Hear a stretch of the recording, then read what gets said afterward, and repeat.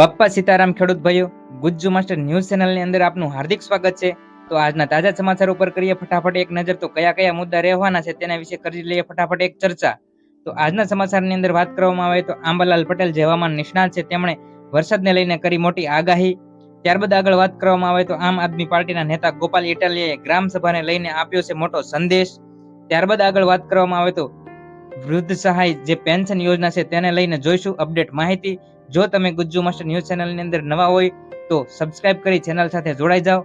Gujju master news ચેનલની અંદર ખેડૂત વિશેની માહિતી તેમજ સરકારી યોજના વિશેની માહિતીને રજૂ કરવામાં આવે છે. તો ચાલો શરૂઆત કરીએ આજના મહત્વના સમાચાર વિશે.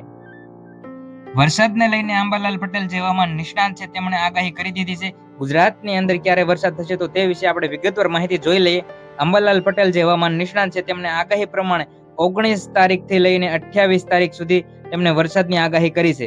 19 જૂનથી લઈને 28 જૂન દરમિયાન ગુજરાતની અંદર જે મોટા ભાગના વિસ્તારોમાં સારો વરસાદ પડી શકે છે તેવી આગાહી તેમણે કરી છે.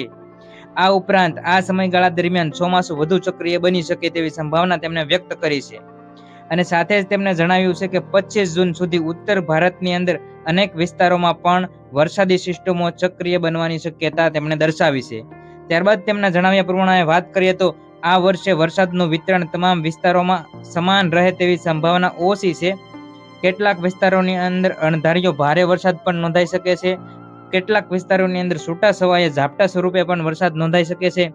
જ્યારે કેટલાક વિસ્તારોની અંદર વરસાદના લાંબા વિરામ પણ જોવા મળી શકે છે. પરિણામે કૃષિ, જળ સંગ્રહ અને સ્થાનિક આયોજનો માટે આગોતરો સમય જરૂરથી સાવધાનીપૂર્વક રહેવું જરૂરી છે. સાદી અને સરળ ભાષાને સમજી લઈએ ફટાફટ. તો આંબાલાલ પટેલ જે હવામાન નિષ્ણાંત છે તેમણે કેરળના ચોમાસા બાદ હવે ગુજરાતની અંદર ચોમાસાની સંપૂર્ણપણે માહિતી આપી દીધી છે. ગુજરાતની અંદર ચોમાસાની વાત કરવામાં આવે તો 19 તારીખથી લઈને 28 તારીખ સુધી ગુજરાતના જે તમામ જિલ્લાઓ છે ત્યાં ચોમાસું લગભગ થઈ જશે તેવી તેમને માહિતી આપી છે. પરંતુ સ્પષ્ટપણે એ પણ કહ્યું છે કે ગુજરાતની અંદર તેમજ ભારતની અંદર આ વખતનું ચોમાસું છે જે સંપૂર્ણ વિસ્તારની અંદર એક સમાન રહેવાનું નથી. ઘણા એવા વિસ્તાર હશે જ્યાં વધારે પડતો વરસાદ નોંધાઈ શકે, ઘણા એવા વિસ્તાર હશે જ્યાં ઓછો વરસાદ નોંધાઈ શકે, તો ઘણા વિસ્તારની અંદર અલ્પ પ્રમાણમાં એટલે કે હાવ ઓછો વરસાદ પણ નોંધાઈ શકે તેવી આગાહી તેમણે આ વર્ષે કરી છે. ત્યારબાદ સમાચારમાં આગળ વાત કરવામાં આવે તો આમ આદમી પાર્ટીના નેતા ગોપાલ ઇટાલિયા જે વિસાવદરના ધારાસભ્ય છે તેમણે એક ગ્રામ સભાને લઈને મહત્વનો સંદેશ આપ્યો છે. તો તે વિશે વિગતવાર ચર્ચા કરી લઈએ. ગોપાલ ઇટાલિયાના સંદેશ પ્રમાણે વાત કરવામાં આવે તો ગોપાલ ઇટાલિયાએ સોશિયલ મીડિયા ઉપર ગુજરાતના તમામ ગામડાઓ માટે ગ્રામ સભા યોજવા અંગે જનતાને જાગૃત કરી છે. કારણ કે 5 તારીખના રોજ સમગ્ર ગુજરાતની અંદર જે ગામડાઓ છે સમગ્ર ગુજરાતના ગામડાની અંદર ગ્રામ સભા યોજવાનું આયોજન કરવામાં આવવાનું છે. તો તેમણે અગાઉથી જ આ સંદેશ તમામ ગ્રામજનોને આપ્યો છે. તેમણે જણાવ્યું છે કે જો ગ્રામ સભા ન યોજાય તો તલાટી મંત્રી અને તાલુકા વિકાસ અધિકારી એટલે કે TDOને રજૂઆત કરવી જોઈએ. અને ગ્રામ સભાની અંદર જે નિર્ણય લેવામાં આવે છે ગ્રામ વિકાસ માટેના તેની અંદર તમામ યુથ એટલે કે તમામ યુવાનોએ જોડાવું જોઈએ. ત્યારબાદ વધુમાં વાત કરવામાં આવે તો ગોપાલ ઇટાલિયાએ પોતાના સોશિયલ મીડિયાના પ્લેટફોર્મ ઉપર લાઈવ આવીને ખેડૂતોને મહત્વપૂર્ણ માહિતી આપી છે. વિગતવાર માહિતી જોઈએ તો ગોપાલ ઇટાલિયાએ પોતાના સોશિયલ મીડિયા પ્લેટફોર્મ ઉપર લાઈવ આવી ખેડૂતોને માહિતગાર કર્યા છે. કારણ કે અત્યારે સુરેન્દ્રનગર જિલ્લાની એક ઘટના બની છે. સુરેન્દ્રનગર જિલ્લાના ખેડૂતોને અત્યારે મોટી કંપની પાયમાલ કરી રહી છે. કારણ કે જે લાઇટની કંપની જે વીજળીના થાંભલા પોલ ખેડૂતોના ખેતરની અંદર નાખવામાં આવી રહ્યા છે મોટી મોટી કંપનીઓ દ્વારા, અને પોલીસ પ્રશાસન પણ કંપનીઓનો સાથ દઈ રહી છે.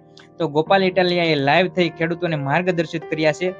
આવું શા માટે બને છે અને ગોપાલ ઇટાલિયાએ જે અંગ્રેજો વખતનો કાયદો છે તે અત્યારની સરકાર ચલાવી રહી છે તેના કારણે પણ આવું બની રહ્યું છે. અને ગોપાલ ઇટાલિયાએ વિધાનસભાની અંદર ખેડૂતો માટે પણ આવો પ્રશ્ન ઉઠાવેલો છે તેવું પણ તેમને સોશિયલ મીડિયાની અંદર લાઈવ આવી ખેડૂતોને માહિતગાર કર્યા છે. ત્યારબાદ સમાચારમાં આગળ વાત કરવામાં આવે તો અટલ પેન્શન યોજના વિશેની આપણે માહિતી જોઈ લઈએ.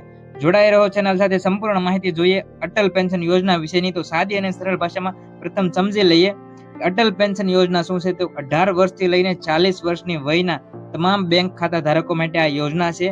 અને ત્યારબાદ તમને 60 વર્ષ પછી તમને વળતર સ્વરૂપે આ યોજનાનો લાભ મળે છે. એટલે કે 1000 રૂપિયાથી લઈને 5000 રૂપિયા સુધીનું તમને દર મહિને પેન્શન સ્વરૂપે આ યોજના તમને 60 વર્ષ પછી મળવા પાત્ર રહેશે. તો સાદી સરળ ભાષામાં સમજી લઈએ કે 18 વર્ષની ઉંમર પછી તમે આ બેંક ખાતા ધારકો આ યોજનાની અંદર ખાતું ખોલાવતા હોય છે. અને નક્કી કરેલી રકમ તેમને 60 વર્ષ સુધી જમા કરવાની હોય છે અને 60 વર્ષ પછી તેમની જે નક્કી કરેલી રકમ હોય તેમના માત્રામાં તેમને પેન્શન સ્વરૂપે અને વ્યાજ સહિત તે રકમ દર મહિને તમને મળવા પાત્ર રહેશે. એટલે 1000 રૂપિયાથી લઈને 5000 રૂપિયા સુધીનું માસિક પેન્શન આ યોજના અંતર્ગત મળે છે. તો વિગતવાર માહિતી જોઈ લઈએ તો અટલ પેન્શન યોજના જે છે એ 18 થી 40 વર્ષની વયના તમામ બેંક ખાતા ધારકો માટે આ યોજના છે. આ યોજના એવા લોકો માટે છે જેઓ આવકવેરો ચૂકવતા નથી અને યોગદાન પસંદ કરેલી જે પેન્શન યોજનાની રકમને આધારે બદલાય છે. વાત કરવામાં આવે તો આ યોજનામાં જોડાયા પછી ગ્રાહક દ્વારા કરવામાં આવેલા યોગદાનને આધારે ગ્રાહકને 60 વર્ષની ઉંમર પછી પેન્શન મળે છે. એટલે કે મિત્રો 18 વર્ષથી લઈને 40 વર્ષના ગાળાની અંદર તમારે આ યોજનાની અંદર જોડાવાનું હોય છે અને તમારે યોગદાન આપવાનું હોય છે કે તમે દર મહિને કેટલા રૂપિયા બેંકમાં જમા કરી શકશો અને તે યોગદાનને આધારે તમારી 60 વર્ષની ઉંમર થાય.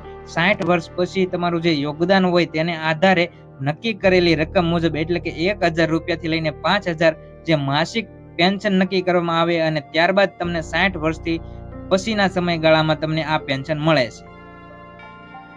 આવા જ સમાચારની અપડેટ માહિતી માટે તેમજ સરકારી યોજના વિશેની વિવિધ માહિતી માટે ગુજ્જુ માસ્ટર ન્યૂઝ ચેનલને સબસ્ક્રાઇબ કરી ચેનલ સાથે અચૂકથી જોડાઓ.